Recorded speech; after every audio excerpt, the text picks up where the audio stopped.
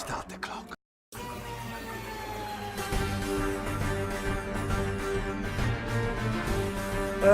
Good evening, kiddies. Dr. Freedom here with you. Time for some Doctor Who news. What little there is of it. Like I said, there's not much coming out about Series 9 right now. Jenna's still over here in the States, as far as I know. Also, they're coming up on the 2-week break for Easter for filming, so it's going to get dead quiet, which means I'm going to probably be covering a whole lot of other subjects for the next couple of weeks, which I kind of like because, A, we're not going to get anything too spoilery right now, which is good, because after last year's debacle, I don't mind dropping a little bit of information here or there, but damn, Series 8 was a lot coming out. Also, you know, there's a lot of other shows I want to talk about. You know, we got the end of The Walking Dead coming up. We got Arrow coming out. We got, we got Arrow, got Flash, and that stuff, for what I've seen of the trailers that came out just the other day, oh my goodness, that's looking wild. Once again, Omega Files this weekend. We're going to be going into the first of the movies. We're going to review for the movies of John Carpenter, and that is going to be They Live, starring Roddy Piper and Keith David. And I really, really hope, you know, guys will enjoy those. Looks like a lot of people are wanting to be in on it. So, you know, it looks like it's going to be a big cast for that one. Okay, let's go ahead and get into it, what little we do have, and away we go. Not much too spoilery, nothing like that, but here we go. Okay, first over on Cult Box, 15 things we learned from Doctor Who star Jenna Coleman's convention appearances at, you know, over the weekend. She was at, they're talking about her appearances, like this past weekend she was at Indianapolis Comic-Con, and unfortunately it was Dr. Freedom. Do you want to be able to mow your lawn, or do you want to go see Jenna Coleman and shell out a couple $100 for an autograph? Is that autograph going to mow your lawn? Is Jenna going to mow your lawn? Can I mow Jenna's lawn? No, but oh well. So that's why I went out and bought a new lawnmower. I'm even thinking about doing a lawnmower cam video. You know, once the weather gets nice and I can get out there and get a ride on it, and, you know, we'll have a little fun with that maybe. You know, I'll post a couple videos up for you here on YouTube.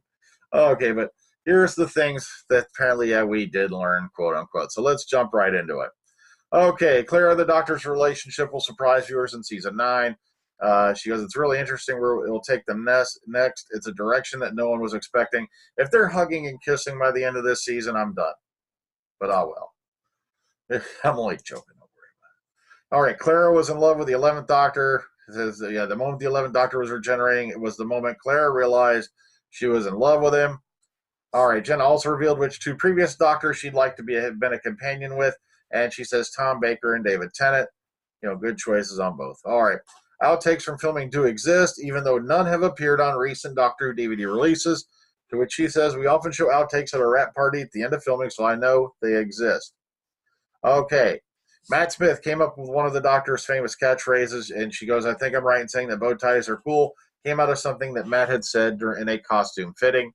Then it says, Jenna can never predict what will happen in Stephen Moffat's episodes, to which she said, you pick up a script and you think you've got an inkling of what is going to happen, and you're always wrong. Jenna had never watched Doctor Who until her audition. She goes, she watched the 11th hour as a preparation. Jenna can relate to Clara, she said, in lots of ways, just being a young person in a big world. She was overwhelmed by the 3 Doctors while filming Day of the Doctor. She goes, having 1 Doctor is tiring, having 3. She was reduced to a giggling girl. Jenna doesn't think that Clara is too bossy. She goes, she thinks the Doctor needs bossing around. And there's one other companion Jenna would like to have played. She said Amy Pond. She said Jenna adores Peter Capaldi. She said he's the most sensitive, joyful, and witty man she has ever met. Jenna revealed her 3 favorite Doctor Who monsters, which were the Whispermen, Weeping Angels, and the Silence. And Jenna doesn't mind Stephen Moffat keeps killing her. She goes, Moffat started her on the job by killing her. And Jenna refuses to say how long she's staying on Doctor Who. She goes, you'll have to wait and see, is the most boring answer. Guys, here's my thing, and a lot of people have been taking me wrong. Jenna's been in for a couple years now. And the thing is, Capaldi, if he does 3 years and out, I want him to get another companion in there. Just want to get a little variety this time. And maybe get another companion, some, you know, more character development. The same way Jenna got more character development, or Clara got more character development in Series 8.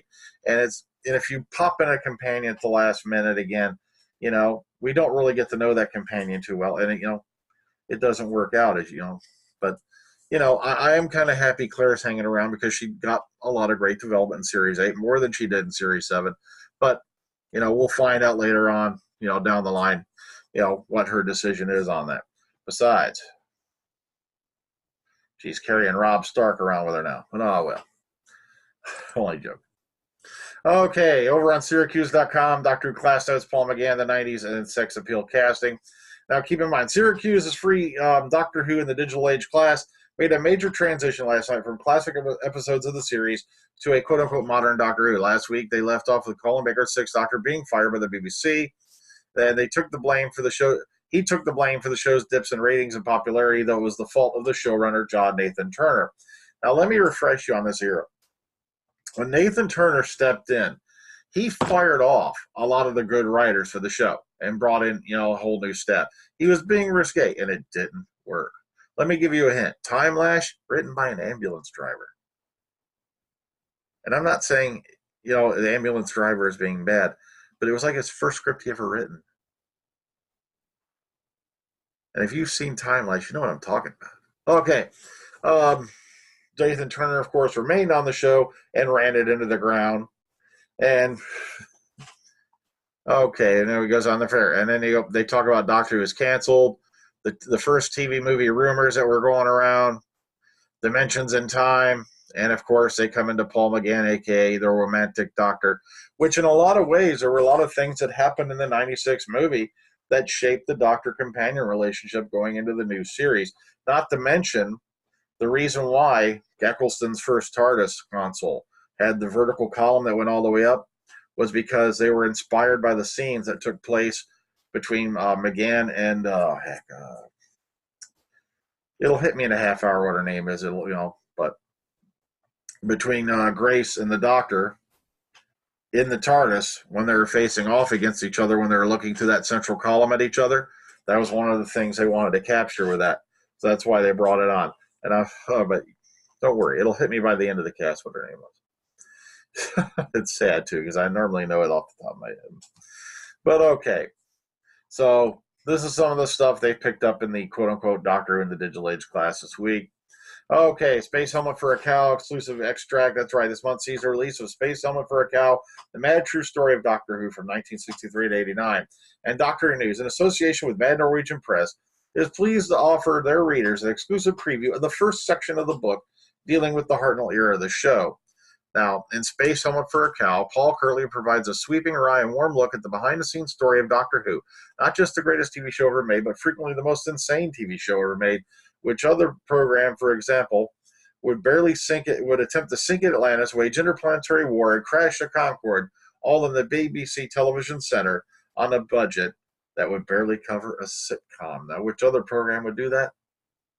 Not many of them at that time. Matter of fact, none of them. So, here's the first 40 pages of the book.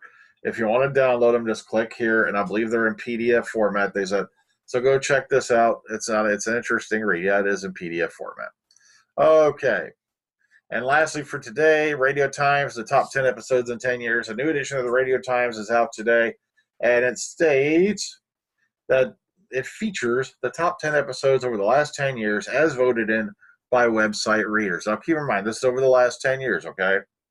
So let's take a look at what they put. Number 1, Blink. 2, Vincent and the Doctor. 3, The Stolen Earth / Journey's End.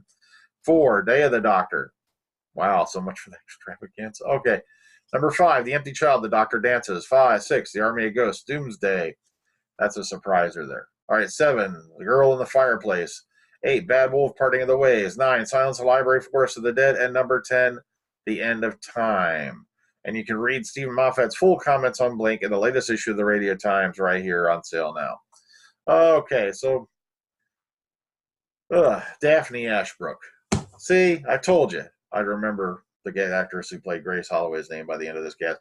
For some reason, the hard drive time, access time gets a little slower as you get older, man. It just happens that way. I found it. Okay. All right. So keep in mind, this week in Omega Files, we're going to be doing the movies of John Carpenter, starting off with They Live. Plus, there may be 1 or 2 other surprises over the weekends if things works out. Plus, like I said, I wish I could get you some more news on what's going on right now with Series 9, but we're going to go right into a 2-week dead zone here pretty soon, because if they follow precedent with last year, they took 2 weeks off for Easter.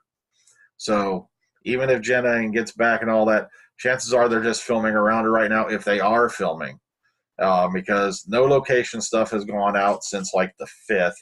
So, and like I said, that can be a good thing because we don't want to have the same debacle happen as last year. We went up like the first 5 or 6 episodes leaked. But oh well. So until then, next time, guys, take it easy, take care, ta-ta, catch you on the flip side.